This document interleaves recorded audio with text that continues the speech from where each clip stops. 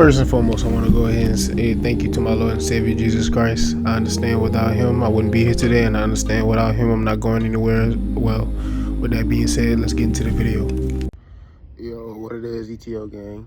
It's the same day that this video is dropping.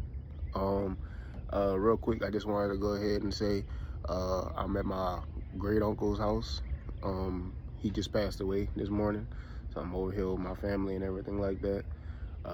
Still gonna try to get the video out for sure, but I just want to try to go ahead and keep my family up in their prayers as my great uncle just passed away. Long live June, and it's a very sad day for the family, but at the end of the day, God don't make no mistakes, and I just want to remind y'all of that as well, if it is that y'all dealing with anything as well. So long live June, and I'll be with my family for a little while. Video is still gonna drop today. I don't want anybody to feel sad, especially like my family and everything like that, but that's bound to happen. But you know, sometimes life throws curveballs at y'all. Y'all just gotta know how to go ahead and deal with it, how to cope with it, and at the end of the day, everything gonna be all right. You just gotta stay strong. I just want to say that before we get to the video.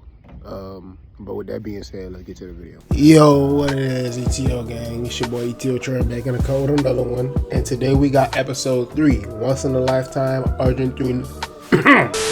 Once in a Lifetime Argentina, episode 3, Now or Never. Hey, look, man, I've been enjoying the series that from Once in a Lifetime by Copa 90, bro. It's really interesting. It's really interesting, man. Like, again, I'll say it again. I'm very surprised that nobody reacted to this video.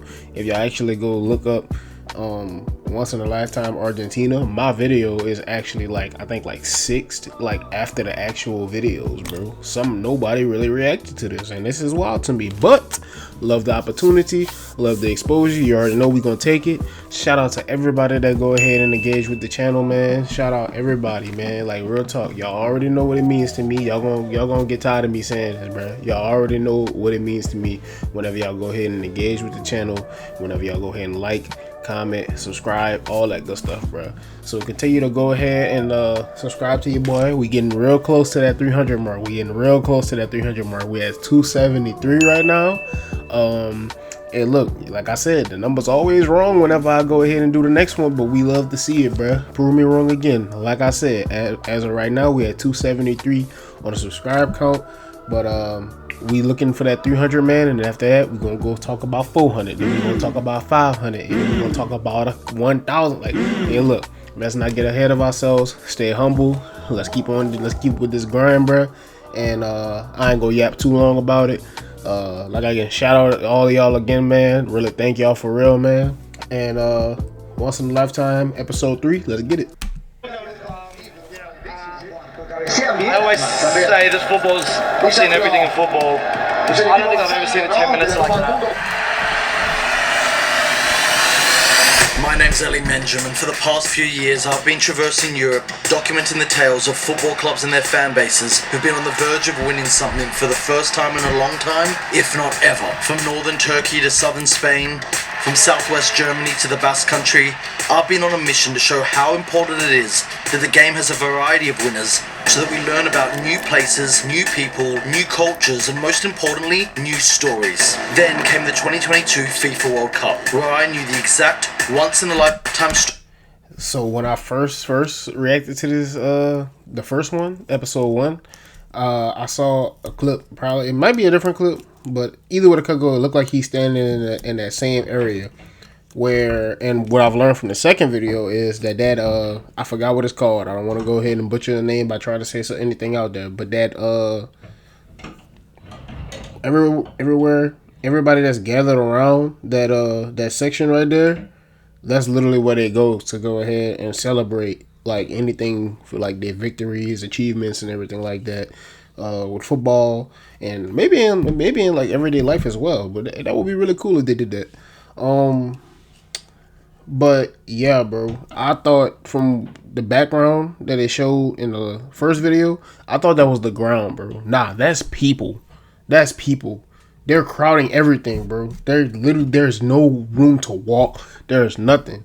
Somebody like me, I ain't gonna lie to you. You gotta get. Nah, that somebody like you need to get a grip and sound out the word. Keep your space, you know what I'm saying? Like, I like don't be all up on me and everything like that. But whenever you got something as like drastic as sports going on, like especially whenever you like passionate about it, bro, you just can't help it. Hey, look, I don't mean to be pausing so early in the video, bro, but like that's just so crazy to me, bro, because I'll never see that like in football or basketball. Story I had to tell. So as the world's media descended on Qatar to be at the tournament, Kopanani and I decided to fly 8,000 miles in the opposite direction to tell the ultimate story of a football fan base on the brink of ending the 36-year wait for the biggest prize in sport. But what we found was a story that transcended football, a story that reached into the very soul of a nation that laid itself bare over 2 fateful weeks. A story that etched a struggle for identity and a search for glory that began over 2 centuries ago. A story about Lionel Messi, Argentina, and 45 million people yearning to reclaim their place in history. This is the all-angle, on the ground, as it happened, ultimate account of perhaps the greatest football story of our time.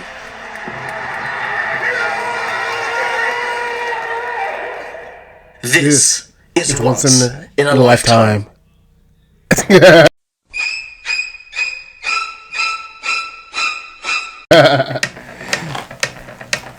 what's going on, man? Where are we at?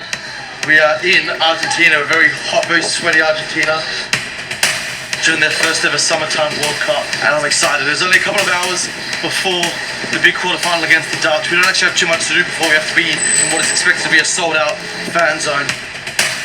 So first things first, we need to find my fixer Val, and then just before the fan zone, I'm going to catch up with a journalist friend of mine, Santi, who I think is the perfect person to give me an understanding of how big of a deal what's going on here is, and just what we're in store for.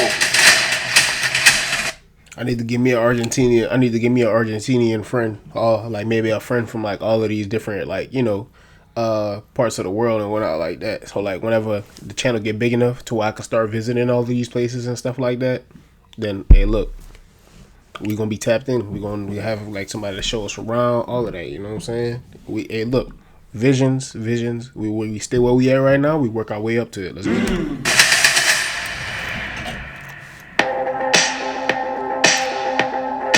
You tell me, first and foremost, we could have picked any country to go to cover this World Cup. We put all our budget on this one.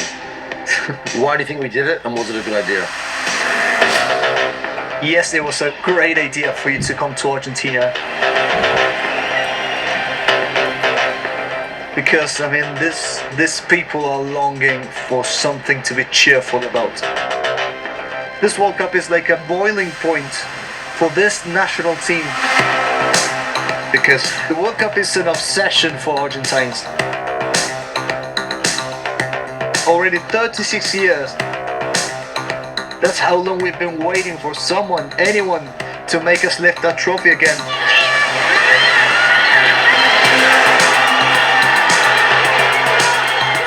It is now or never. It is right at this moment.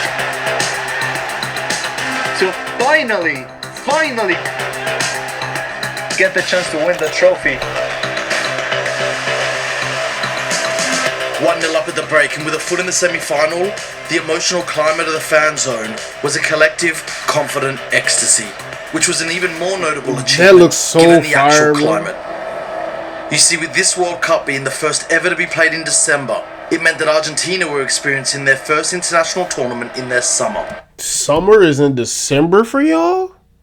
That's crazy. It be cold as shit whenever it's December around here, bro.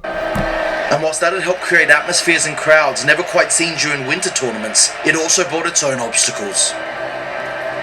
Yet, as the second half approached and the temperature went up to another level, it was clear that no one was going anywhere. Get y'all water, get y'all shade, take y'all shirts off, do what you gotta do. In fact, as the temperature went up, we ain't going nowhere though. As Argentinians young and old defied their health, especially everybody breathing on each other out there, boy. Hey, look, and then, deep into the second half, their efforts were rewarded.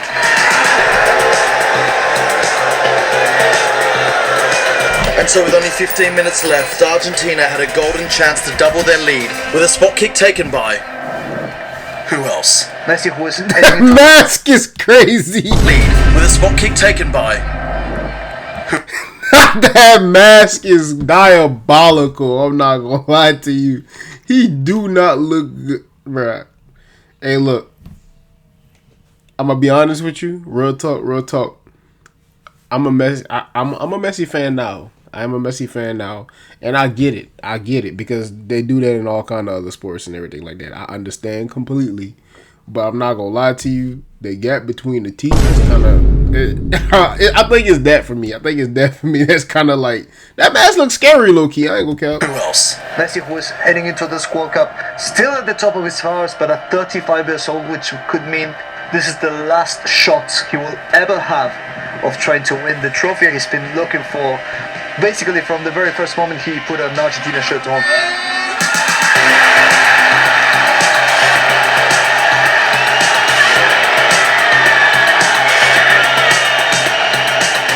2-0 up with a goal and an incredible assist from Messi. Argentina were on their way to the semi-finals of a World Cup in fairy tale fashion. And so swept up by the sun and the songs, the jumping and the jubilation, the hugs and the kisses. With only 10 minutes left, it truly felt like we had touched down on the happiest place on earth. However, little did we know what was to come. Ooh.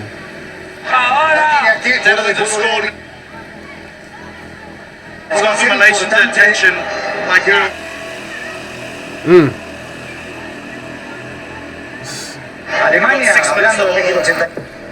This is why I want to become a soccer fan so bad, bro. Like, I need to know the game. Even though they still had a 1-goal lead. Because I need to know the game because of the way that these people are acting, bro. There is no reason that they will act like this if they didn't feel something more than just watching sports or watching soccer or watching their Argentina as a hobby. This ain't no hobby, bro. Look at them out there, bro. It's hot. They sweaty, shirts off, nail biting, bruh. This means something. And with the referee adding 10 minutes of additional time, that climate of confident ecstasy had evaporated. Why they added 10 minutes of additional time? Let me know in the comments. Argentina giving away a free kick. On the edge of the box, this will be the last kick of the game. After 10 minutes of extra time, after 100 minutes of football, you've got to be kidding me. This country can only do stressful. I don't know how many times I keep saying it, but I'll let them do it. Let them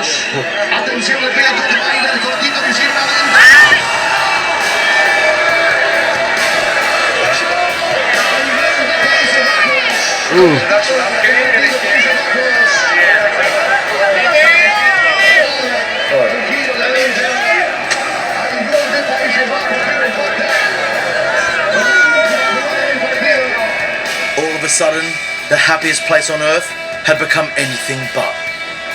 And if you thought regular time was emotional,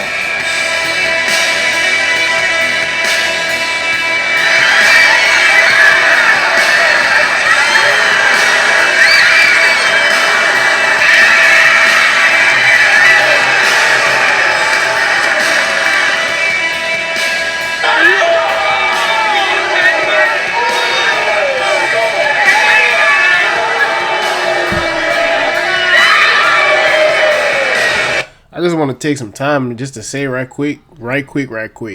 Look at how well and look at how much all of their obsessions and look at how much all of their passion bands them together. Like they are literally one. Like all of those people are literally one right now because they are all going through the exact same feelings right now, and it's all because of the love that they have for their team, bro. You gotta respect, bro. Nothing but respect.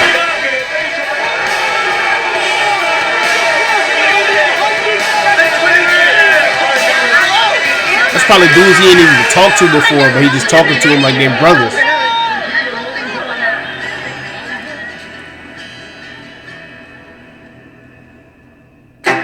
2-0 up with 10 minutes, but it's going down to penalties.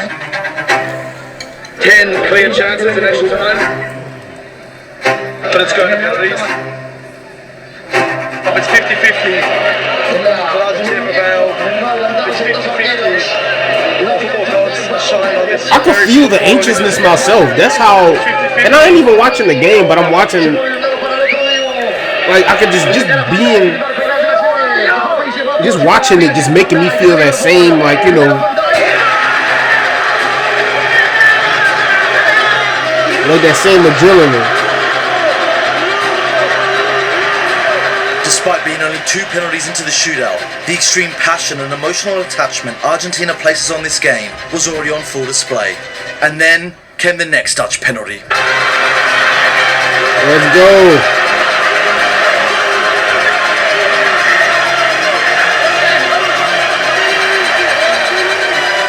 You swear, bro, was out there playing too. That's how strong they feel, bro.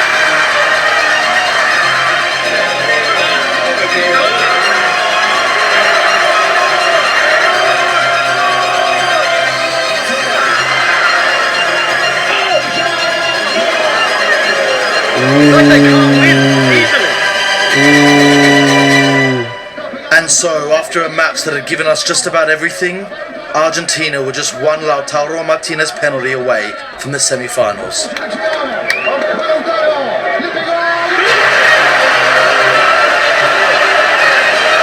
Ooh, it comes down to the clutch, my boy.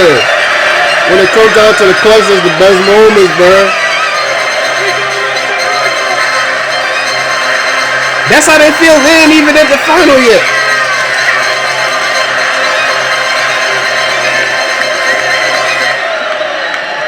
It's more than a game, after bro. a 2.5-hour emotional roller coaster ride that only this country in this game could go through, Argentina had snuck into the semi-final. And whilst there were cries of happiness, hugs of relief, and jumping for joy, there were also tears, where it was evident the emotional toll of supporting this team in this tournament was becoming overbearing for some, especially knowing there were still 2 more matches they'd have to overcome to finally achieve their World Cup dream for the first time in nearly 40 years. And so as some hung around to hear the words of the man of the match, we left the fan zone as that 37-degree heat wave turned into something completely different and came across local juice vendor Chino, who in a sign of the dire economic times of the country wasn't able to leave his juice stand to watch the game, instead listening to it outside the fan zone on his radio.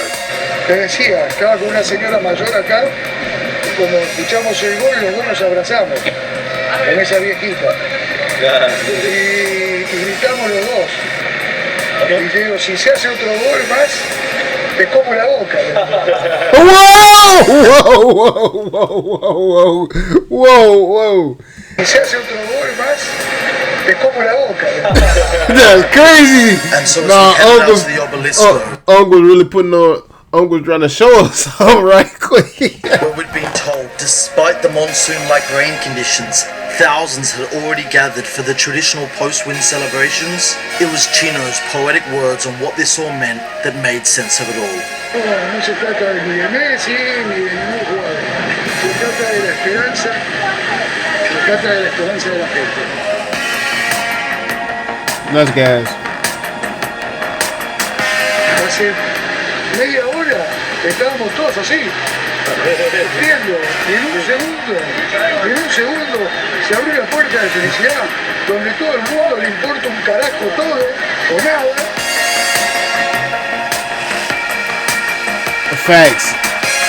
So many people might be going through something. So many of those people that's in that crowd got their own struggles. I mean, like the country already had like issues that they had said in like the other videos and everything like that.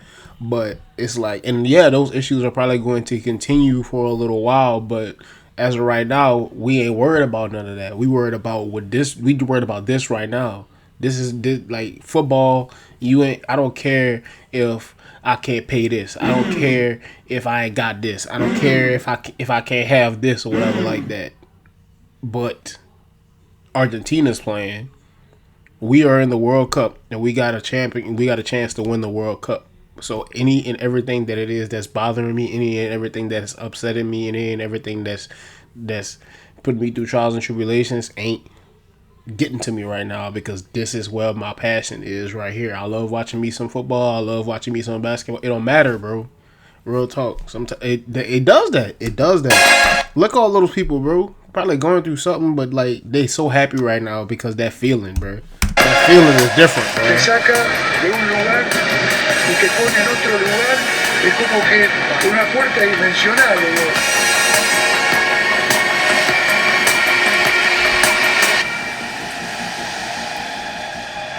The next All in the morning rain came with a it. combination of jet lag, wet clothes, and a hangover, but mostly a sense of disbelief into what we had just experienced only 24 hours into our time in Argentina. So to start the day, I headed to meet Santi again, who wore the exact same shirt and insisted we met and did the interview in the exact same place, all for one very Argentine phenomenon. I mean, it's the Kabbalah. It's, the Kabbalah, okay, I keep hearing about the Kabbalah. It's a belief that when you did something and it worked out, you want to repeat that thing so that it might yield the same result, you know. I mean, look at me, for example. I mean, I need a shave, I need a haircut. I don't want to do any of those things because... Me too, bro. Me too, bro. I ain't gonna do that to y'all. Well, not getting shaved and not getting haircuts, Argentina has reached this far into this World Cup. But Santi wasn't the only one affected by the World Cup Kabbalah. Vas con las mismas zapatillas, te levantás a la misma hora. No la hago hace un mes. Sentamos en el mismo lugar y hacemos las mismas cosas ese día del partido. Juega Argentina y hicimos una You do shit picada. like that, No usamos I camiseta don't porque la do Copa that, but América que gana you Argentina do shit no like that. usamos. Y se repite la comida mientras gana el equipo. Like if I Use the same chairs, if I put my Saints jersey on and the Saints so happen to win that game, bro, I promise you I'm gonna link the Saints. If I don't wear that jersey and the Saints lose, I'ma link it to that. I really will link it to that. Like I'll put that jersey on every single week if it means that the Saints lose. I'll take it off once they lose while I'm wearing it.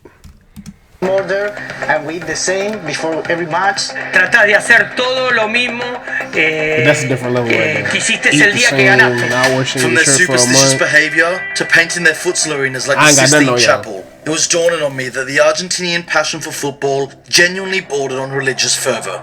Está reflejado en Maradona, que le pasa a Messi la creación del fútbol.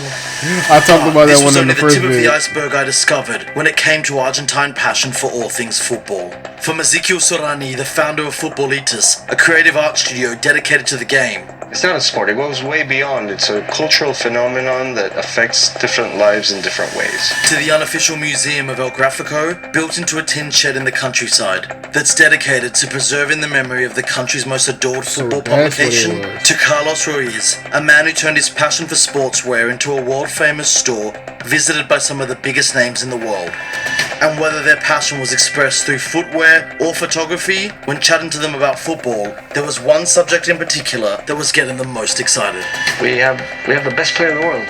Messi en este momento está despertando. 5th World Cup, my friend. Players usually play 3 at the most. And whilst yes, they were gushing about his on-pitch performance, What that is over there? Croissants with chocolate in them? It looks kind of interesting, weird, but I'm willing to try it though. Argentina got to do pastries like that for real? Let me find out, man. Watch when I come down Messi there. did off the pitch against one Dutch player that had Argentinians most enamored. Poco caliente por el final. ¿Qué mirá, bobo? ¿Qué mirá, bobo? Anda para allá, bobo. Anda para allá. Tranquilo. No, huh? Tranquilo, Leo. No one ever thought Messi could do that. It's another Messi. He's older, he's wiser, he doesn't take shit from people. We've seen him lash out, we've seen him complain, we've seen him, be aggressive.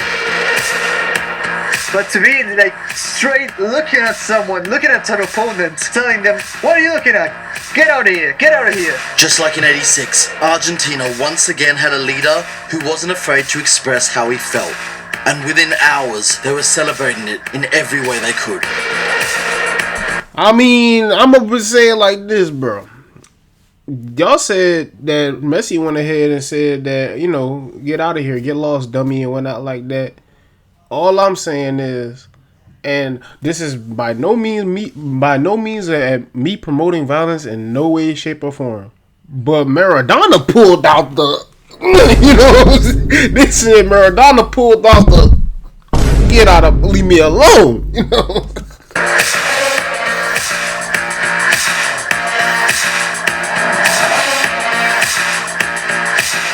This is the World Cup legacy in Argentina. Messi says one line, within days, it's on shirts, hats, mugs. How did he get this shirt made so quickly?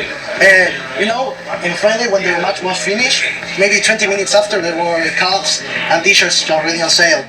This is the power of this tournament, this sport, this player. Somebody was not missing that opportunity, bro. Day by day, we were watching Argentina's World Cup hysteria grow in more weird and wondrous ways. Even the chicken nuggets have been World Cupified. Every single radio station, every single one, is playing World Cup. World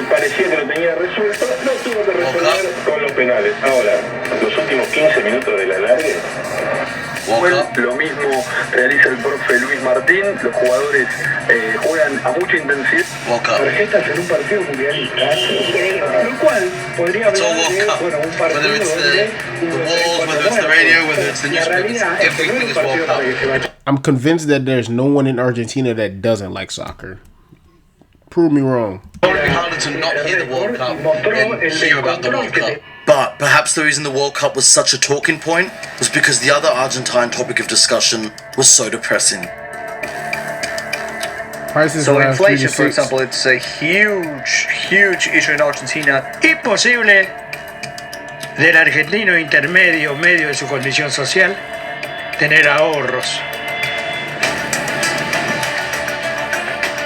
9.6 out of all the Argentinians can say. The inflation here in Argentina, we keep seeing signs like this missing numbers because, well, when the price keeps changing that quickly, there's no point just changing it from, I don't know, something like 1,200 today to 2,000 next month, maybe 2,500 the week after, who knows. They can't buy houses, they can't buy cars, they can't actually make investments. Because the money just becomes worth less and less every day. Exactly, it's burning in the pockets.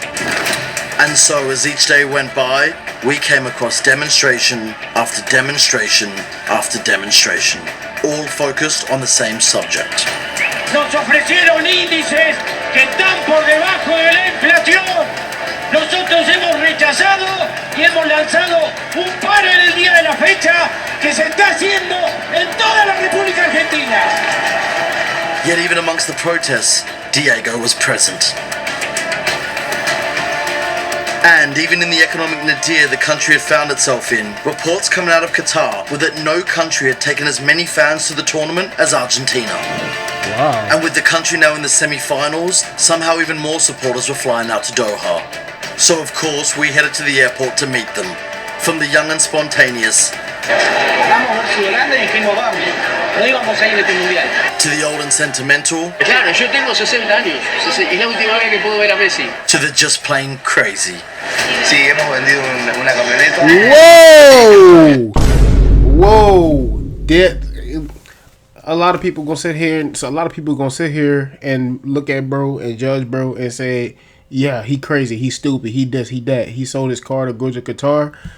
I'm gonna put it like this: at the end of the day, what he do concerns absolutely nobody else but himself. But I'm gonna look at it from another perspective. I'm gonna look at it from the perspective of that passion is crazy. That passion is diabolical. That passion is OD, overflowing. Selling your whip to go see your favorite team play. Your country, the people that's representing your country as soccer football players play. And there ain't no guarantee. There isn't any guarantee that they're going to win. But because you believe that much, you sold your car to go ahead and watch them play. A lot of people probably wouldn't even do this, but I will go ahead and give the bro a hand clap, honestly and truthfully. Me personally, would I sell my car to go do that? I'm not going to lie to you. Probably not. But if at the end of the day, he gonna figure it out for himself, man. He gonna figure it out for himself. I'm not gonna look at it from a negative aspect because I'm not gonna lie to you. Selling your car to go to a game that ain't guaranteed that you gonna win is crazy. But it was one thing you cannot sit there and tell him he don't got that is that he don't got passion for that team. That real talk. For an Argentinian to go to the World Cup, it's not pleasure, it's business. You sold your car. Business. Just to go to Doha. Your dad sold his car. Wow. You go there to achieve an objective, not to have fun. Situación esta que estamos todos locos. We're all crazy. Ir a ver a nuestro país, la patria, llena de emoción. There was an act of Another match emotion, day come around, and it be like with that. it, another scorch. Sometimes your greatest, sometimes some of your craziest ideas might not be the greatest decisions, and I'm not gonna lie to you. Most of the time, your craziest ideas might not be the best of decisions and whatnot like that. But at the end of the day, he did it, or he sold it already. So I ain't gonna lie to you. Live it up, my boy. At the end of the day, God will make a way. Amen. You will get you a car back. You will get some form of transportation back. Everything gonna work out, and everything gonna work out. So even whenever you make questionable decisions and whatnot like that, he always there for you. Amen. Let's get on with the video. This time, with the temperature predicted to hit nearly 40 degrees. But a heat wave was no match for Argentinians in a World Cup semi-final. And so with the crowd at the Buenos Aires fan zone expected to be double the last match, we sent one camera in early to find a space, whilst we sent another to roam the streets of Buenos Aires and capture the almost paralysing effect this tournament had on nearly every corner of the capital.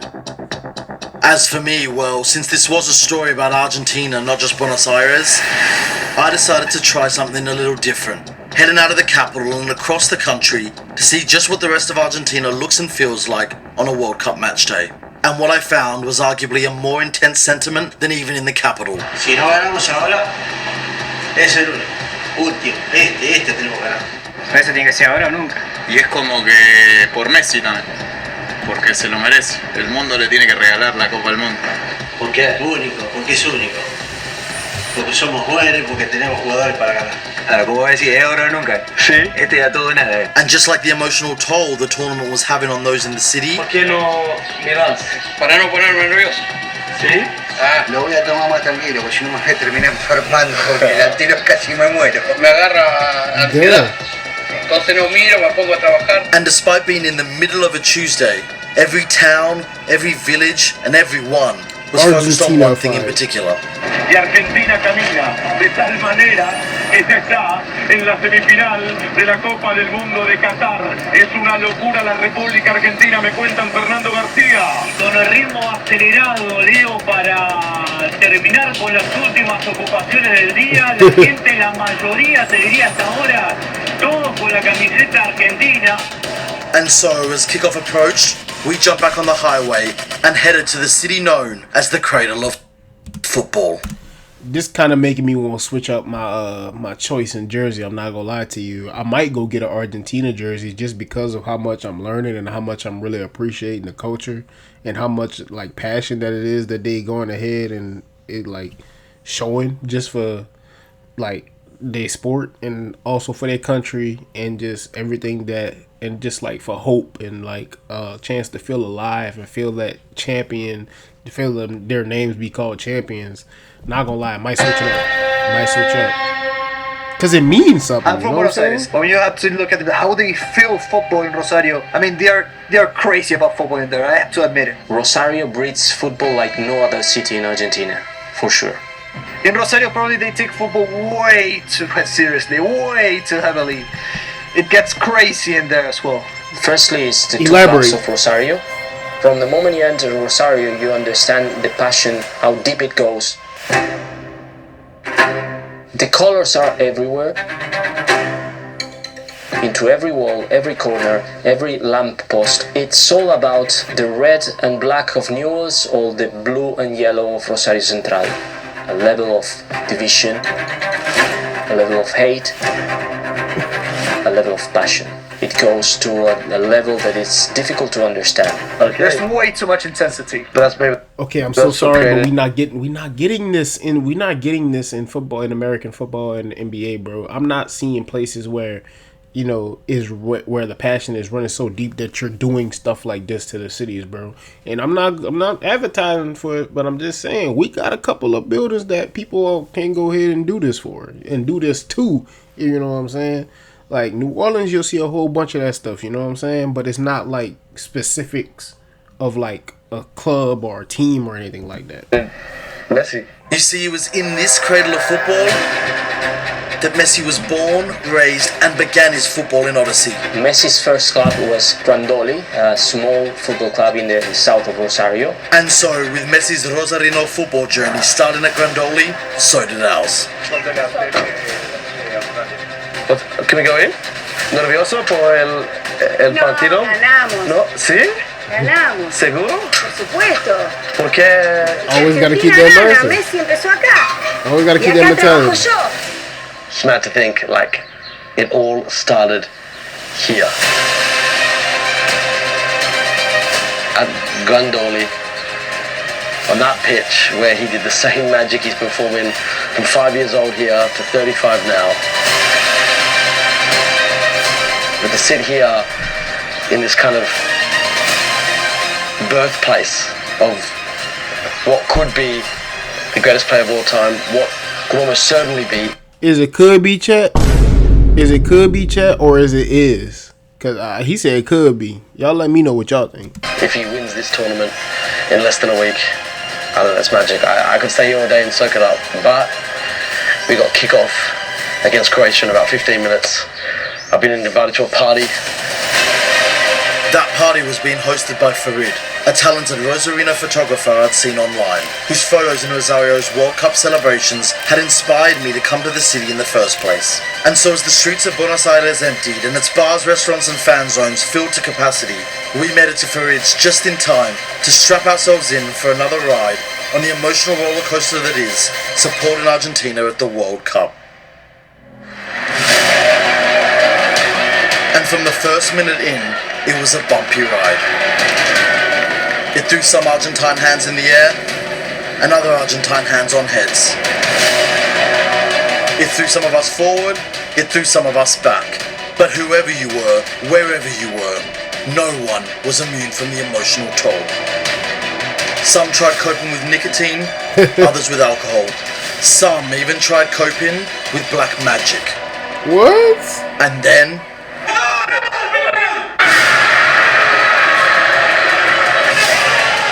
That's how serious it is.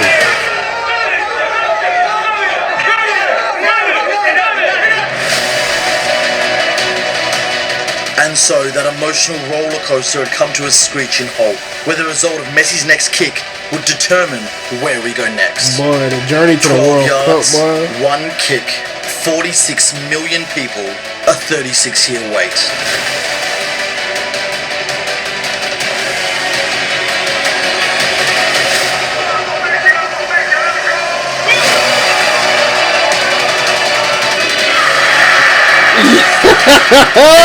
Argentina in the lead of a World Cup semi-final, and the fairy tale was back on track. And whilst I could try and explain what it felt like, the faces amongst the celebrations tell it best. Facts. And before the tears of joy could even dry, the kids in the air could even land, and the kisses could even be delivered.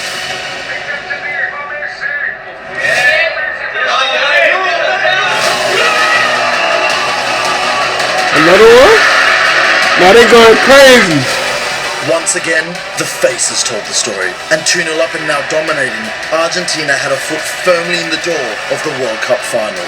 And with the post-goal ecstasy contagious and half-time called, the stress and suffering endured in that first half hour had been replaced with smiles, celebrations, chinzano, and singing in the sunshine. Dude, getting that bottle empty. Summertime World Cup. So, as the second half approached, and I prepared for what I thought would be a celebratory 45 minutes, I found myself in for a rude surprise. As the moment the second half kicked off, the mood instantly changed. Something I noticed throughout the World Cup is that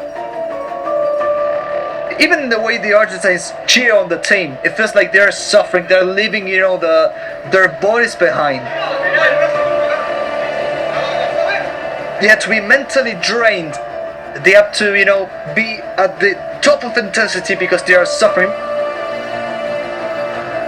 So that's how we live football. We live football through hardship. We live football through excruciating pain, And whether it was the Argentine style of suffering to support, or the fact that 2-0 was the same scoreline they had before they imploded against the Dutch?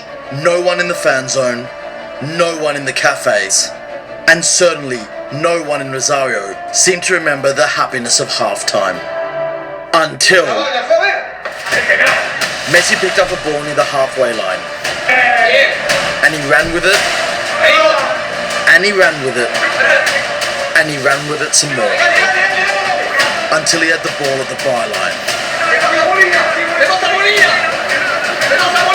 And whilst he didn't pass it to Molina, he did pass it to Alvarez.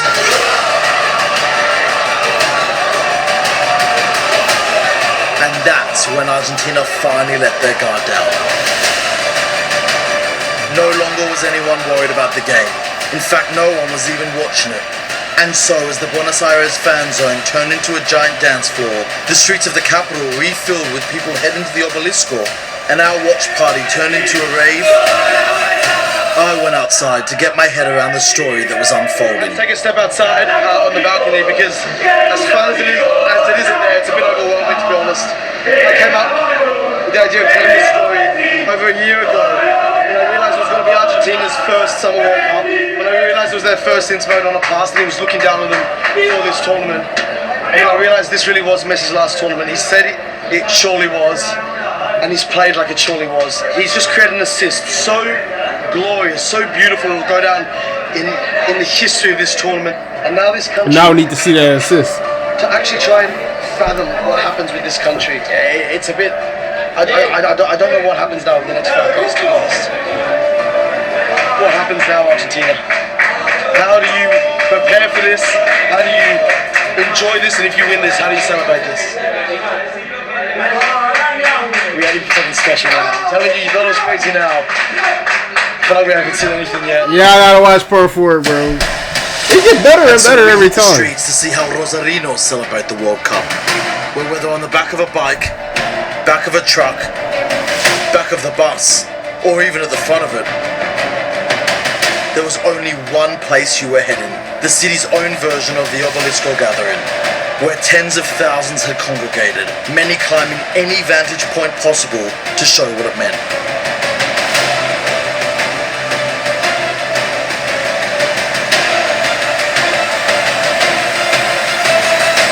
Meanwhile at the Obelisco, it had gone to another level, with bikes, barbecues, and brass bands.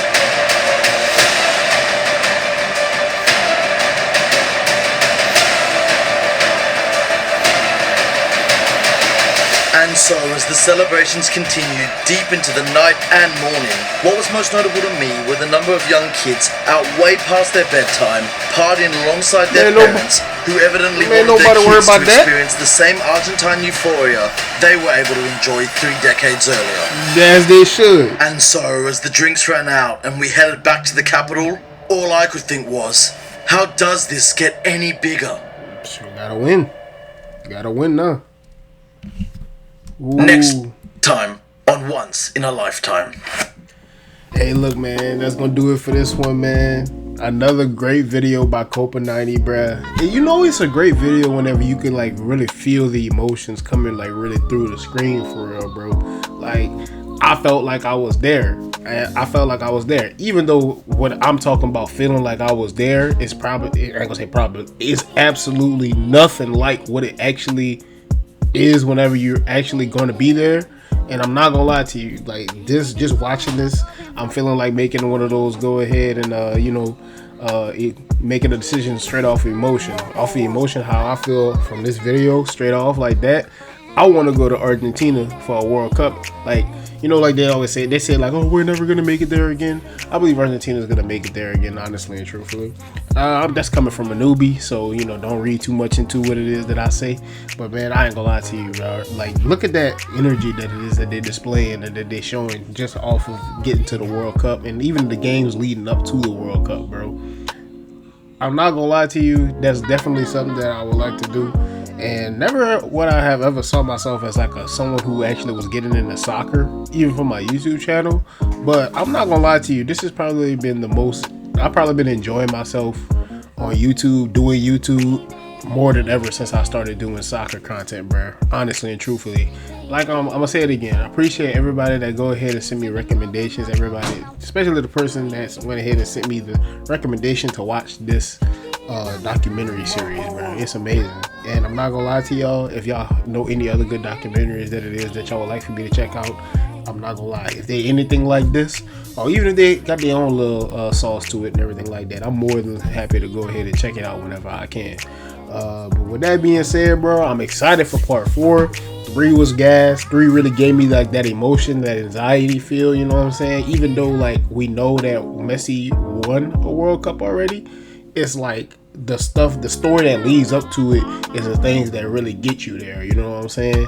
Like, yeah, it's cool to know the information, but to know how the information came about is even better, in my opinion. But with that being said, man, y'all make sure that y'all have yourself a blessed day. Make sure y'all hit the sub button and ETO out. Peace.